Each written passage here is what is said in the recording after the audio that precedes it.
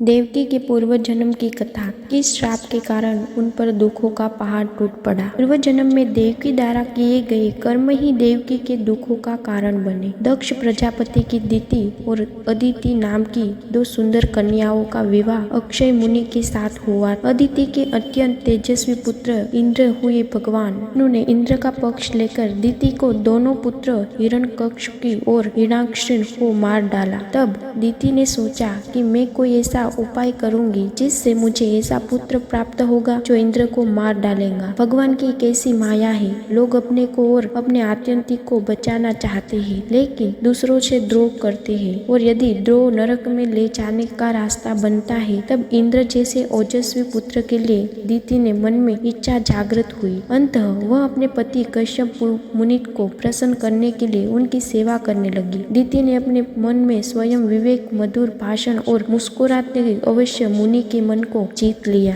दिति की सेवा से प्रसन्न होकर जड़ हो गए। उन्होंने दिति से कहा, अब तुम जो चाहो हम हमें करो तैयार है। दिति ने देखा कि ये वचन बुद्ध हो गए हैं तो उसने कश्यप मुनि से प्रार्थना की, मुझे बलशाली एवं परम शक्ति से संपन्न हुए पुत्र देने की कृपा करे, इंद्र को मार डाले। यह सुनकर कश्यप मुनि को बहुत दुख हुआ क्योंकि इंद्र दिति के गर्भ से पैदा हुए थे जो कश्यप मुनि के बेटे ही थे। फिर उन्होंने सोचा कि माया ने मुझे पकड़ लिया। संसार से लोग स्वार्थ के लिए पति पुत्र आदि का नाश कर देते हैं। अब क्या होगा, मैंने तो वचन दे दिया है, न तो यह व्यर्थ होना चाहिए और न ही इंद्र का अनिष्ट होना चाहिए। इस प्रकार सोच विचार कर कश्यप मुनि ने दिति को 1 वर्ष का पुनः व्रत धारण करने के लिए कहा। कश्यप मुनि ने कहा कि यदि तुम 1 वर्ष तक व्रत का पालन करोगी तो तुम्हारे जो बेटा पैदा होगा वह इंद्र को मारने वाला होगा, लेकिन यदि व्रत में कोई चूक रही जाएगी तो इंद्र का मित्र हो जाएगा। कश्यप मुनि ने व्रत के लिए दिति के नियमों का पालन करने के लिए कहा। इस व्रत में किसी भी प्राणी को मन, वचन या कर्म द्वारा सताए नहीं, किसी को शाप या गाली न दे, झूठ न बोले, शरीर के नाखून व बाल न काटे, किसी भी अशुभ वस्तु का स्पर्श न करे,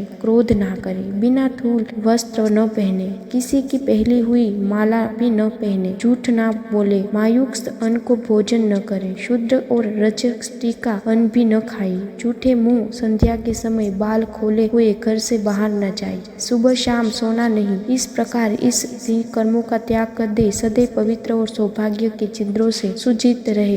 प्राप्त काल गाय, ब्राह्मण, लक्ष्मी जी और भगवान नारायण की पूजा करने ही के कलेता करे। भागिन स्त्रियों वह पति की सेवा में संलग्न रहे और यही भावना करती रहे कि पति का तेज मेरी कोख में रहे। अपने पति की बात मानकर दिति उनके जोज सुंदर गर्भ धारण व्रत का पालन करने लगी। वह भूमि पर नीचे सोती थी और पति पवित्रता का सदा ध्यान रखती थी। इस प्रकार जब उसका तेजस्वी गर्भकाल पूर्ण होने का आया तो दिति ने अत्यंत दीप्तिमान अंगों के देखकर अदिति को बड़ा दुख हुआ। उसने अपने मन में सोचा कि यदि दिति के गर्भ में इंद्र के समान महाबली पुत्र उत्पन्न होगा तो निश्चित ही मेरा पुत्र तेजस्वी हो जाएगा। इस प्रकार चित्रागत अदिति ने अपने पुत्र इंद्र से कहा, इस समय दिति के गर्भ में तुम्हारा शत्रु पल रहा है, ऐसा कोई प्रयत्न करो कि गर्भ में ही वह शिशु नष्ट हो जाए। दिति का वह गर्भ मेरे हृदय में लोहे कील की समान चुभ रहा है। अंत जिसे की भी उपाय से तुम उसे नष्ट कर सकते हो कर डालो। जब शत्रु बढ़ जाता है तो वह अक्षय रोग की तरह नष्ट हो पाता है। इसलिए बुद्धिमान मनुष्य का कर्तव्य है कि वह ऐसे शत्रु को अकुशित नष्ट कर डाले। चतुर राजनीति वही है जिसे शत्रु की घर की एक एक बात का पता हो। इंद्र को कोई साधारण राजनीति नहीं है। अपनी माता की बात मानकर इंद्र मन ही मन उपाय सोचकर अपनी सौतेली माता के पास गया। उस पाप बुद्धि इंद्र ने ऊपर से मधुर किंतु भीतर से भीषण वाणी में विनम्रता पूर्वक दिति से कहा, हे माता, व्रत के कारण आप अत्यंत दुर्बल हो गई है। अंत में आपकी सेवा करने के लिए आया हूँ। प्रकार बहेलिया हिरण को मारने के लिए हिरण की सी सूरत बनाकर उससे पांच चाहते हैं, वैसे ही देवराज इंद्र की कपट वेश धारण करके व्रत दिति व्रत पालन पूर्ति पकड़ के लिए उसकी सेवा में लगा। अब धीरे धीरे व्रत के नियमों का पालन करते करते दिति बहुत दुर्बल हो गई। फिर एक दिन इंद्र ने दिति से कहा, माता, मैं आपके चरण दबाऊंगा क्योंकि बड़ों की सेवा करने से मनुष्य अक्षर गति को प्राप्त कर लेता है। ऐसा कहकर इंद्र उनके दोनों चरण पकड़कर दबाने लगा। चरण दबाने से दीति को आराम मिला और उसी नींद आ लेने लगी। उस दिन वह पैर धोना भूल गई और बाल खुले ही सो गई। दीति को नींद के वशीभूत देखकर इंद्र गोल में अत्यंत शुभ रूप बनाकर हाथ में शस्त्र लेकर बड़ी ही सावधानी से दीति के उदर में प्रवेश कर गया और व्रज उसके गर्भ में पल रहे बच्चे के 7 टुकड़े कर डाले। तब वे 7 टुकड़े सूर्य के समान तेजस्वी 7 कुमारों के रूप में परिवर्तन हो गए।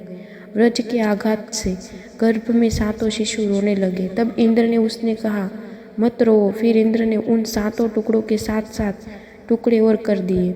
इस प्रकार उपचार कुमारों के रूप परिवर्तन होने के जोर जोर से रोने लगे। तब उन्होंने हाथ जोड़कर इंद्र से कहा, देवराज, तुम हमें क्यों मार रहे हो? हम तो तुम्हारे भाई मरुन रहे। इंद्र ने मन ही मन सोचा कि निश्चित ही यह सौतेली माँ अदिति के व्रत का परिणाम है कि व्रज से मारे जाने पर इनका विनाश नहीं हुआ। ये एक से अनेक हो गए, फिर भी उदर में इनकी रक्षा हो रही है। इनमें सदैव नहीं कि अवधमय इसलिए देवता हो जाए। जब ये रो रहे थे उस समय मैंने इस गर्भ के बालों को मत रो कहकर चुप कराया था। इसलिए मरुद नाम के प्रसिद्ध रोग इंद्र सौतेली माँ के पुत्र के साथ शत्रु भाव रखकर उन्हें सोमपाती बना लिया। इसी इंद्र द्वारा अपने गर्भ को विकृत कथा जानकर दीति नींद से जाग गई और दुखी होकर क्रोध करने लगी। यह सब मेरी बहन अदिति द्वारा कराया गया। ऐसा जानकर दीति ने कुपित होकर अदिति और इंद्र दोनों को शाप दे दिया। इंद्र ने चल पूर्वक मेरा गर्भ छिन्न भिन्न कर डाला। उसका त्रिभुवन राज्य शीघ्र ही नष्ट हो जाए। जिस प्रकार पापिनी अदिति ने गुप्त पाप के द्वारा मेरे गर्भ को नष्ट करवा डाला, उसी प्रकार उसके पुत्र भी क्रमश उत्पन्न होते ही नष्ट हो जाएंगे और वह पुत्र शोक के उत्पन्न चिन्ह होकर कारावास में रहेगी। तब कश्यप मुनि ने दीति को शांत करते हुए कहा, देवी, तुम क्रोध ना करो। तुम्हारे ये उपचार पुत्र देवता होगे जो इंद्र के मित्र बनेंगे और तुम्हारा यह शाप 28 द्वापर युग में सफल होगा। वरुण देव ने भी उसे शाप दिया है। इन दोनों शापों के संयोग से यह अदिति मनुष्य योनि में जन्म लेकर देवकी के रूप में उत्पन्न होगी। अपने किए कर्म का फल भोगेगी। उसी शाप के कारण देवकी के रूप में जन्म लेकर कंस के कारावास में कई वर्ष बिताने पड़े और अपने पुत्र को अपनी ही आंखों के सामने मरते हुए देखना पड़ा। वीडियो अगर पसंद आई हो तो वीडियो को लाइक और हमारी चैनल को हेल्पफुल मोटिव को सब्सक्राइब करें और अपने दोस्तों के साथ शेयर जरूर करें। धन्यवाद।